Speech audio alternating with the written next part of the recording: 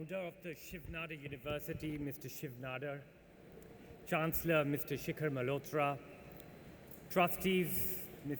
Kiran Nadar, but I don't think she's here today, and Mrs. Roshni Nadar Malhotra, Vice Chancellor, Professor Ananya Mukherjee, esteemed dignitaries on the dais, faculty members, graduating students, proud parents, ladies and gentlemen.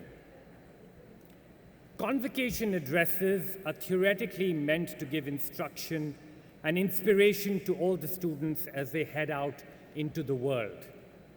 Let me start by assuring the class I will not be issuing one of those top 10 tips to overcome challenges for life. For that, there is always ChatGPT.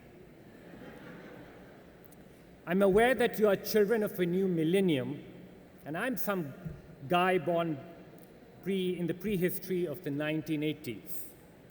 Therefore, naturally, I'll be doing what older people have done through centuries, tell stories. Everyone speaks of the confidence and energy of young Indians today. Let me tell you that when I was a young Indian, I was not that at all. When I was 16 years old, why 16? When I was your age, the idea of standing up and speaking to a hall full of people would have terrified me. That I can do it now has to do with the role sport has played in my life and how it has shaped me and continues to shape who I am. From the age of 12 or 13, I had devoted my life to shooting, a sport nobody cared for about other than my family and my coaches. I was an introvert who didn't speak too much because I thought I didn't have much to say. Shooting didn't require much engagement with the world other than a coach during training. The contest in shooting was a challenge not against another opponent, but against oneself. For a child who did not like the noisy hurly-burly of sport, shooting was made for me. Early in my career, my obsession, the pursuit of excellence in the 10-meter air rifle, was not accompanied by confidence in my skills or preparation or even with the good results I produced. I competed internationally from the age of 15, missed an Olympic final by the narrowest of margins at 18, was the first Indian to win a medal at the World Cup at 19. But still, outside the shooting range and hours of practice, I was full of self-doubt of whether I was good enough, whether I belonged at the highest level of my sport, whether my love of the sport could be matched by high performance. My life, and in fact my self-worth, became tied in with my shooting results. When they were good, I felt good. When they were not, I wondered what I was doing there at the first place. But what athletes are able to do even after their worst days is like our superpower.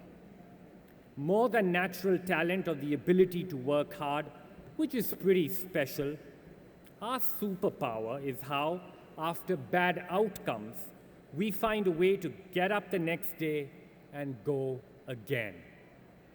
Carrying whatever baggage we have, plus the memory of experience, the pursuit of excellence begins again. While I had off days and lived with uncertainty, what I didn't have was an off switch. After 7 years in the sport like this, I crash-landed. Qualifying for my first Olympic final in Athens 2004, with a strong performance, I ended up 7th. It was a disaster. It was a meltdown. I could not get the result I had been chasing for all these years. After a few days of despair, the superpower kicked in and I decided to start again. This time with the realization that I needed to change how I looked at, how I handled my life and my sport. Beating myself up was not getting me anywhere. Chasing results was not getting me to the top. it was time to be kinder to myself. You're always going to run into people who will doubt you. The least you can do is not doubt yourself and the honesty of your intentions. After Athens, I was as committed and driven as before, but I decided to do two things differently. The first, to handle this pursuit of a distant goal by focusing on the pursuit more than the goal. And second, because most of high-performance sport is boot camp, I made friends with myself and remembered to value myself and my effort. It was to change my life as an athlete and as a person. It shifted my attention from a goal-centric life to one of learning and discovery, improvement and progress. It set me off on a road to finding balance and harmony between ambition and well-being, a road that I'm determined to keep walking even today. That time after the Athens Olympics taught me, most importantly, how to fail well. If you look at my career, I lost more tournaments than I won. So in all honesty, that should add up to my life as a competitive athlete was mainly about failure. But failure here doesn't mean shame, because eventually success, in fact, is learning how to fail well, of keeping your superpower sharp, of never giving up, of falling in love with the boring, repetitive demand that excellence will always make, of doing the mundane and the minor aspect of loading the rifle every day, setting the sight and finding stillness even before I fired a single shot every day. So that even under the greatest pressure, the boring and mundane happens without a glitch, which it did for me in Beijing. The Olympic gold has taken me many places, and I'm grateful, but it is not who I am. Like everyone in this room, like everyone on this planet, I dare say, I am more than my results. I am more than what I did one afternoon in China. Along the way from there to here, once I found myself walking 5 kilometers from my training center in Germany to my hotel, in the cold, in the snow. It was my fault, really. From day one, I had a problem working with my coach, Uwe Riesterer. Coach Uwe kept pushing me and told me things I did not want to hear. He always had a different opinion or viewpoint on training, preparation, coaching, and man management. But I kept working with him. I kept, as I see it now, spending a lot of money in him making me cry. After every bust-up with Coach Uwe and me, I started to appreciate that he opened my mind to a very different perspective around my sport. I didn't listen to about 95% of things that he told me, but the 5% that did stick ended up becoming the most valuable lessons of my life. Let me tell you one of his mantras. He told me, do not train to get better in training, train to get better in competition. It was no use creating perfect conditions in practice. He pushed me to train in imperfect conditions, like setting off on a 4-hour hike where I almost collapsed with fatigue, and Uwe telling me in his typical style that his grandmother would have done better. After that hike, we drove to the shooting range and simulated a 60-shot Olympic competition. The aim was to find perfection on an imperfect day. I needed to complicate in training in order to find simplicity in competition. And how did I end up walking in the snow? Well, same old, same old. Coach Uwe and I were at his training base one day and had one of our flameouts. Coach Uwe got so angry with me that he just got into his car and left. The training like shooting centers worldwide, was in the middle of nowhere in some forest where it was snowing. Never mind Uber, there was absolutely no normal taxi service available in that part of the woods. After my 5-kilometer walk, which lasted an eternity, when I arrived cold, damp, and miserable at my hotel, I had learned a valuable lesson: that I needed to get better at handling interpersonal conflict from that day onwards, because I didn't want any argument to ever end with a trudge through the snow again. That was one of Uwe's of his unintentional teachings. The ability to listen and respect another point of view is a valuable life skill. In today's world divided by the algorithm-driven echo chambers of opinion, it is particularly rare and so becomes respected. Today, even if I'm having any kind of disagreement with everyone, I remind myself to take a breath and listen. Let the person on the other side finish what they are saying before I respond. It's no fun being stranded in the middle of nowhere without resolution to an argument. By the way, Uwe and I are now very good friends to the extent that we talk almost every day, and he is now my stock market advisor.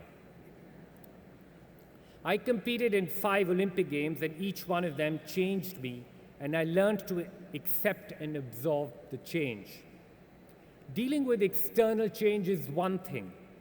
Having the self-awareness to perceive the changes in your mindset or motivations as we grow older is perhaps more important.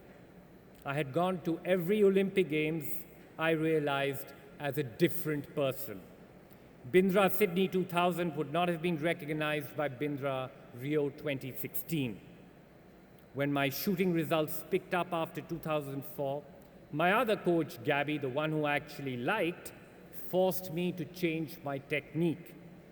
On the outside, it didn't seem necessary because the going was great, but Gabby understood that my body had changed. I won nothing for 2 years, but this change in technique, the changes made in my stance and how I approached the center of the target while aiming, were critical and led me to my triumph in 2008. In accepting this shift, even when everything on the outside looked fine, was to open my mind, make me flexible and adaptable. I like to think it is the part of who I am now. For someone who lived and breathed a highly solitary individual sport, my life today is the exact opposite. Because of the work I do in sport, I'm surrounded by people of all ages and types.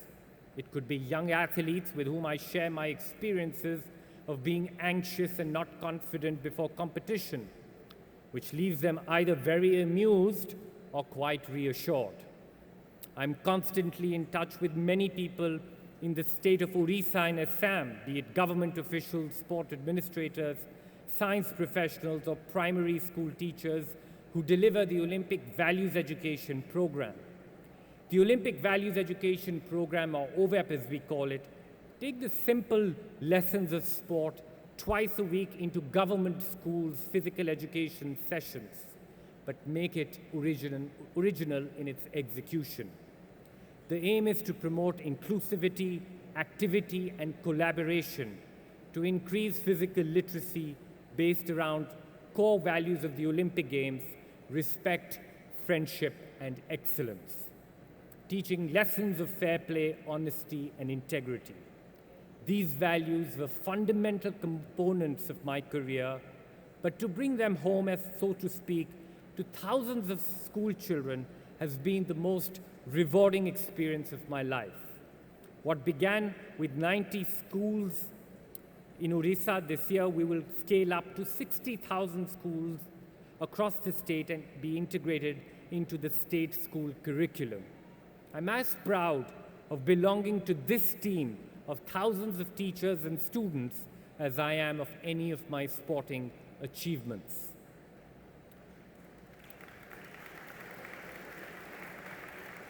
While finishing first in sport is a very big deal, there is equal meaning and satisfaction in belonging and giving of yourself to a wider project that leads to the rise of many more. One of my favorite stories about teamwork comes from, and you'll be surprised to hear this, is cricket. I don't expect anyone graduating today to have any memory of this event. You may not have even been born, but your parents and teachers will definitely remember this day. It was when India pulled off a come-from-behind victory in the 2002 NatWest Trophy final. A partnership between two unrecognized young batters, Yuvraj Singh and Mohammad Kaif, snatched the game and the title away from England after all seemed lost and many Indian fans had already left the stadium. Say NatWest, and every Indian fan remembers Yuvraj Kaif and Captain Saurav Ganguly waving his shirt over his head.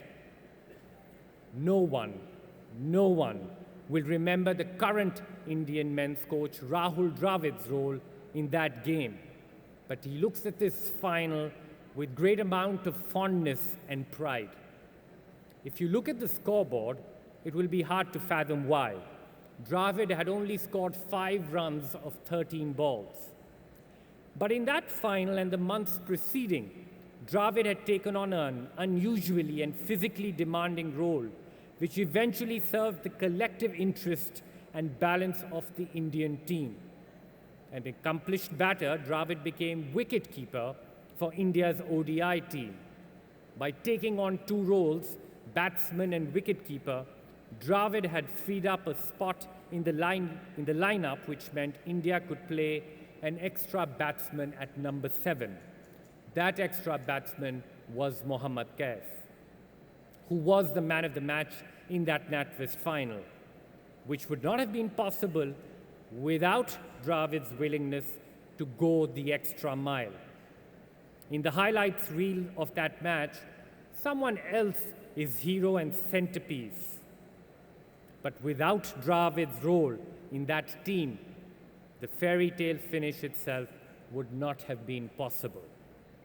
I understood this dynamic through my career as well. As the elite competitor, I was the center of attention, but would not have been able to take a single step ahead without an entire team behind me and with me, where each person, whether it was family, coaches, trainers, friends, gave of themselves to make sure my cup was kept full.